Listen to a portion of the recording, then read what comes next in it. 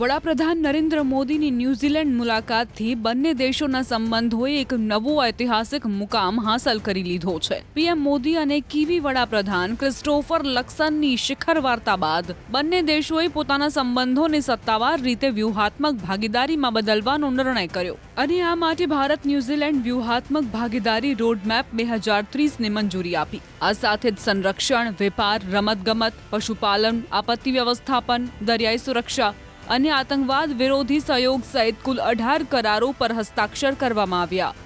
हम 2030 तक द्विपक्षीय व्यापार को दोगुना बढ़ाएंगे. સંયુક્ત નિવેદનમાં બંને દેશોએ સ્પષ્ટ કર્યું કે આગામી વર્ષોમાં દ્વિપક્ષીય અને બહુપક્ષીય સહયોગને નવી ઊંચાઈઓ પર લઈ જવા માટે લાંબા ગાળાની વ્યૂહરચના પર કામ કરવામાં આવશે. બંને વડાપ્રધાનો, વિદેશ મંત્રીઓ અને વરિષ્ઠ અધિકારીઓ વચ્ચે નિયમિત ઉચ્ચસ્તરીય સંવાદ અને વાર્ષિક બેઠકોનો પણ નિર્ણય લેવામાં આવ્યો છે. સાથે જ બંને દેશોની સંસદો વચ્ચે સહયોગ વધારવા અને સાંસદોના આદાન પ્રદાનને પણ પ્રોત્સાહિત કરવામાં આવશે. साथियों, आज यहां आने से पहले मैं यहां न्यूजीलैंड के एक स्पोर्ट्स स्टार्टअप इवेंट में गया था. स्पोर्ट्स टेक में हो रहे इनोवेशंस ने, नए आइडियाज ने वाकई मुझे प्रभावित किया. मुझे विश्वास है कि हम स्पोर्ट्स टेक में साथ मिलकर काफी कुछ कर सकते हैं.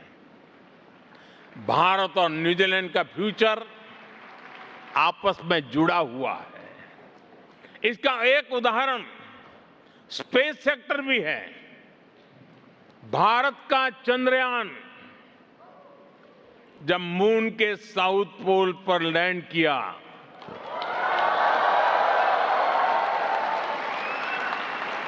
पूरा न्यूजीलैंड नाच रहा था उस दिन.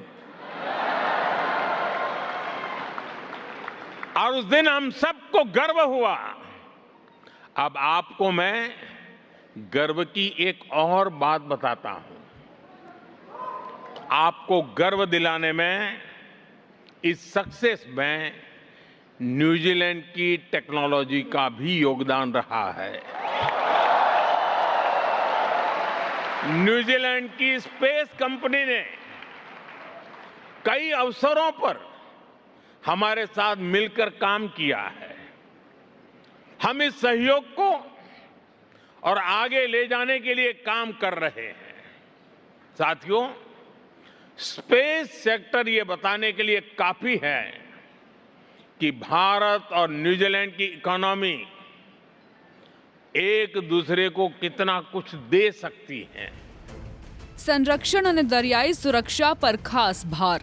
આ બેઠકમાં વર્ષ 2025ના ભારત ન્યૂઝીલેન્ડ સંરક્ષણ સહયોગ કરારને અસરકારક રીતે લાગુ કરવા પર સહમતિ બની. સંરક્ષણ મંત્રાલયો અને ત્રણેય સેનાઓ વચ્ચે સંવાદને નિયમિત બનાવવાનો નિર્ણય લેવામાં આવ્યો. આ ઉપરાંત કમ્બાઇન્ડ ટાસ્ક ફોર્સ 150 હેઠળ દરિયાઈ સુરક્ષા, આતંકવાદ અને માદક પદાર્થોની તસ્કરી સામે ચાલી રહેલા સહયોગની પ્રશંસા કરવામાં આવી. બંને દેશોએ દરિયાઈ સહયોગ વ્યવસ્થા, હાઇડ્રોગ્રાફી સહયોગ અને પરસ્પર લોજિસ્ટિક્સ સહાય વ્યવસ્થાને વધુ મજબૂત કરવા પર સહમતિ દર્શાવી. હિન્દ પ્રશાંત ક્ષેત્રમાં સુરક્ષા સહયોગ વધારવા માટે વાર્ષિક દરિયાઈ સુરક્ષા સંવાદ શરૂ કરવાનો પણ નિર્ણય લેવામાં આવ્યો.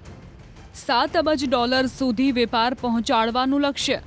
ભારત અને ન્યૂઝીલેન્ડે આર્થિક સહયોગને નવી દિશા આપતા વર્ષ 2030 સુધીમાં દ્વિપક્ષીય વસ્તુ અને સેવા વેપારને વધારીને $7 અબજ ન્યૂઝીલેન્ડ ડોલર સુધી પહોંચાડવાનું લક્ષ્ય નક્કી કર્યું છે. બંને દેશોએ વ્યવસાયોને રોકાણ અને વેપાર વધારવા માટે પ્રોત્સાહિત કરવા તથા તાજેતરમાં જ સંપન્ન થયેલા ભારત ન્યૂઝીલેન્ડ મુક્ત વેપાર કરાર FTAનું સ્વાગત કર્યું. બંને પક્ષોએ આ કરારને વહેલી તકે લાગુ કરવા અને તેના અસરકારક અમલીકરણ માટે મળીને કામ કરવા પર સહમતિ દર્શાવી. न्यूजीलैंड द्वारा अगले 15 वर्षों में भारत में $20 बिलियन का इन्वेस्टमेंट कमिटमेंट किया गया है. यह केवल निवेश का नहीं है, बल्कि भारत की विकास यात्रा में सहभागी बनने का भी कमिटमेंट है. आतंकवाद पर एक जूथ वलण. બંને દેશોના સંયુક્ત નિવેદનમાં આતંકવાદના તમામ સ્વરૂપોની આકરી નિંદા કરવામાં આવી. વિશેષ રૂપે 22 એપ્રિલ 2025ના પહેલગામ આતંકી હુમલા અને 10 નવેમ્બર 2025ના રોજ નવી દિલ્હીના લાલ કિલ્લા વિસ્તાર પાસે થયેલા આતંકી હુમલાની બંને દેશોએ આકરા શબ્દોમાં નિંદા કરી. ભારત અને ન્યૂઝીલેન્ડે આતંકવાદના ફંડિંગ, સુરક્ષિત ઠેકાણાઓ અને ઓનલાઈન આતંકી નેટવર્કને ખતમ કરવાની જરૂરિયાત પર ભાર મૂક્યો. બંને દેશોએ joint anti terror work group સ્થાપિત કરવાનું સ્વાગત કર્યું અને સંયુક્ત રાષ્ટ્ર તથા FATF જેવા બહુપક્ષીય મંચો પર સહયોગ મજબૂત કરવાની પ્રતિબદ્ધતા દોહરાવી. સાથે જ સંયુક્ત રાષ્ટ્ર દ્વારા પ્રતિબંધિત આતંકી સંગઠનો, તેમના સમર્થકો અને નાણાં પૂરા પાડનારાઓ વિરુદ્ધ નક્કર કાર્યવાહીની માંગ પણ કરવામાં આવી.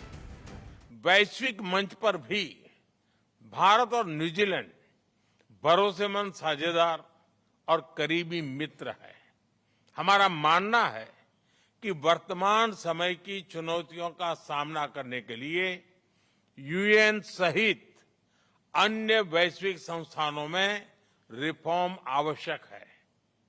आतंकवाद के विषय पर कंधे से कंधा मिलाकर आगे बढ़ाने के लिए आज हमने ज्वाइंट वर्किंग ग्रुप का गठन किया है.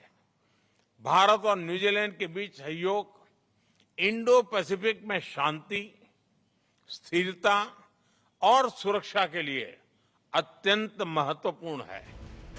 UNSCમાં ભારતના સભ્યપદને સમર્થન. ન્યૂઝીલેન્ડે સંયુક્ત રાષ્ટ્ર સુરક્ષા પરિષદ UNSCની કાયમી સભ્યતા માટે ભારતના દાવાને ફરી એકવાર પોતાનું સમર્થન દોહરાવ્યું. બંને દેશોએ પ્રાદેશિક અને વૈશ્વિક મંચો પર શાંતિ, સુરક્ષા અને સ્થિરતા માટે સંકલન વધારવાનો પણ સંકલ્પ કર્યો. નવી વ્યૂહાત્મક ભાગીદારી, 18 કરારો અને રોડમેપ 2030ની સાથે ભારત અને ન્યૂઝીલેન્ડના સંબંધો હવે માત્ર પરંપરાગત સહયોગ સુધી સીમિત નહીં રહે, પરંતુ સંરક્ષણ, હિન્દ પ્રશાંત સુરક્ષા, વેપાર, રોકાણ અને આતંકવાદ સામેની સંયુક્ત વ્યૂહરચના જેવા ક્ષેત્રોમાં પણ બંને દેશો મળીને લાંબા ગાળાની ભાગીદારીને આગળ વધારશે. साथियों, ये हमारे संबंधों के एक नए अध्याय का शुभारंभ है. फ्रेंड्स, भारत और न्यूजीलैंड का लोकतांत्रिक मूल्यों में दृढ़ विश्वास हमें मिलकर आगे बढ़ने के लिए नेचुरल कंफर्ट प्रदान करता है. पिछले कुछ वर्षों में हमने हमारे संबंधों को अभूतपूर्व गति प्रदान की है. आज की बैठक में हमने हमारे सहयोग को नई गहराई और व्यापकता देने पर विस्तार से चर्चा की. हमने भारत न्यूजीलैंड संबंधों को स्ट्रेटेजिक पार्टनरशिप के स्तर पर ले जाने का ऐतिहासिक निर्णय लिया है. इसके अंतर्गत हम हर क्षेत्र में स्पष्ट लक्ष्यों और ठोस परिणामों के साथ आगे बढ़ेंगे. અમેરિકાએ જ્યારથી ટેરિફને લઈને આક્રમક વલણ અપનાવ્યું છે, ત્યારથી જ ભારતે ટેરિફ મુક્ત વેપાર ડીલ પર વાતચીત ઝડપી બનાવી દીધી છે. આ કડીમાં યુરોપ, બ્રિટનની સાથે ન્યૂઝીલેન્ડ સાથે પણ ભારતનો મુક્ત વેપાર કરાર પૂર્ણ થઈ ચૂક્યો છે. આ પગલાંથી ન્યૂઝીલેન્ડની 57% પ્રોડક્ટ્સને ભારતમાં કોઈ પણ આયાત શુલ્ક એટલે કે ઇમ્પોર્ટ ડ્યુટી વગર જ એન્ટ્રી મળી જશે. તેનો અર્થ એ છે કે ન્યૂઝીલેન્ડના અડધાથી વધુ ઉત્પાદનો ભારતમાં સસ્તા થઈ જશે. આ ઉત્પાદનોમાં મધ અને ફળો સહિત અનેક પ્રકારની બેરીઝ અને કેટલાક વાહનો પણ શામેલ છે. दोनों देशों के बीच 9 महीनों के रिकॉर्ड समय में फ्री ट्रेड एग्रीमेंट किया है. ये आप सभी के लिए market access, investment, services, technology और टैलेंट मोबिलिटी के नए अवसर लेकर आएगा. ન્યૂઝીલેન્ડના વડાપ્રધાન ક્રિસ્ટોફર લક્સને સોશિયલ મીડિયા પ્લેટફોર્મ એક્સ પર જણાવ્યું કે નવી દિલ્હી સાથે કરાર થયા બાદ ન્યૂઝીલેન્ડની 57% પ્રોડક્ટ્સને ભારતમાં ટેરિફ વગર જ એન્ટ્રી મળી જશે. તેમણે આ પોસ્ટ પીએમ નરેન્દ્ર મોદીની ન્યૂઝીલેન્ડ મુલાકાતના એક દિવસ પહેલા મૂકી છે. લક્સને કહ્યું કે ન્યૂઝીલેન્ડ માટે આ એક મોટી તક છે, કારણ કે આ ડીલ પછી અમારા ઉત્પાદનોને ભારત જેવા મોટા બજારમાં આયાત શુલ્ક ચૂકવ્યા વગર જ એન્ટ્રી મળી જશે. આનાથી ન્યૂઝીલેન્ડના બિઝનેસને વેગ મળશે. 40 વર્ષ પછી ભારતીય પીએમએ લીધી ન્યૂઝીલેન્ડની મુલાકાત. વડાપ્રધાન નરેન્દ્ર મોદીએ 10 અને 11 જુલાઈના રોજ ન્યૂઝીલેન્ડનો પ્રવાસ કર્યો. વિતેલા 40 વર્ષોમાં કોઈ ભારતીય વડાપ્રધાનની આ પહેલી ન્યૂઝીલેન્ડ મુલાકાત હશે. પ્રધાનમંત્રીના આ પ્રવાસ દરમિયાન અનેક કરાર થયા અને એ સાથે જ એક કાર્યક્રમ યોજાયો જેમાં પ્રધાનમંત્રી મોદીએ ઓકલેન્ડમાં ભારતીય સમુદાયના લોકોને સંબોધન કર્યું. नमस्ते।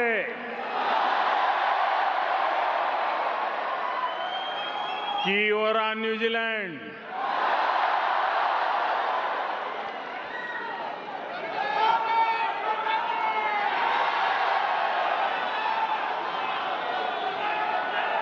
हम भारत के लोग सुनते आए थे 20 साल के बाद, लेकिन आज 40 साल के बाद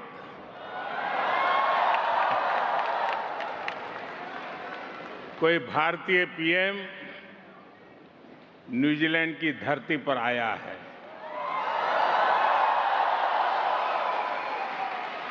ये मेरा सौभाग्य है। मैं न्यूजीलैंड के सभी निवासियों के लिए, आप सभी लोगों के लिए 140 करोड़ भारतीयों की शुभकामनाएं लेकर आया हूं। ભારત સૌથી ઝડપથી વિકસતું અર્થતંત્ર. ન્યૂઝીલેન્ડના પીએમએ કહ્યું છે કે ભારત દુનિયાની સૌથી ઝડપથી વિકસતી અને સૌથી વિશાળ અર્થવ્યવસ્થા ધરાવતો દેશ છે અને આ વિશાળ બજાર સાથે મુક્ત વેપાર કરાર થવાનો સીધો ફાયદો મળશે. આ ટ્રેડ ડીલથી ન્યૂઝીલેન્ડના અર્થતંત્રને ઘણો લાભ થશે. ન્યૂઝીલેન્ડે જણાવ્યું છે કે ભારત સાથે કરાર થયા બાદ નોકરીઓને પણ પ્રોત્સાહન મળશે અને ભારતને પણ આનો ફાયદો થશે. જ્યારે ન્યૂઝીલેન્ડ જેવા નાના દેશને 1.4 અબજ લોકોનું વિશાળ બજાર મળશે, ત્યારે આનો ફાયદો બંને દેશોને થશે. इस वर्ष हमने रिकॉर्ड समय में फ्री ट्रेड एग्रीमेंट किया। इस उपलब्धि से दोनों देशों के उद्योगों, किसानों और युवाओं के लिए नए द्वार खुलेंगे। हमें ट्रेड के साथ साथ ट्रस्ट, टेक्नोलॉजी और टैलेंट का ब्लूप्रिंट हम तैयार कर रहे हैं। पिछले 3 वर्षों में हमारे व्यापार में 50% से अधिक की बढ़ोतरी हुई है। हमें विश्वास है कि एफटीए अगले 5 वर्षों में हमारे व्यापार को 2 गुना करने का मजबूत आधार बनेगा। न्यूजीलैंड द्वारा भारत में $20 बिलियन के इन्वेस्टमेंट कमिटमेंट का भी हम विशेष रूप से स्वागत करते हैं। यह न्यूजीलैंड की कंपनीज को भारत की ग्रोथ स्टोरी में लॉन्ग टर्म पार्टनर बनने का अवसर देगा। કઈ કઈ વસ્તુઓ સસ્તી થશે? ન્યૂઝીલેન્ડ સાથે એફટીએ પૂર્ણ થયા બાદ ત્યાંથી ભારત આવતા ફળો જેવા કે કીવી, સફરજન, ચેરી, એવોકાડો, પરસિમોન, મેનુકા હની, વાહનો, ઊન, લાકડું, કોલસો, મશીનરી અને ઇન્ડસ્ટ્રીયલ કાચો માલ સહિત અન્ય ઘણી વસ્તુઓના ભાવ પણ ઘટી જશે. જો કે ભારતે આ ડીલમાં ડેરી પ્રોડક્ટ્સ જેવી કે દૂધ, દહીં, માખણ, પનીર સહિત અન્ય કૃષિ ઉત્પાદનોને બહાર રાખ્યા છે. આનો હેતુ ભારતીય ખેડૂતો અને પશુપાલકોના હિતોનું રક્ષણ કરવાનો છે.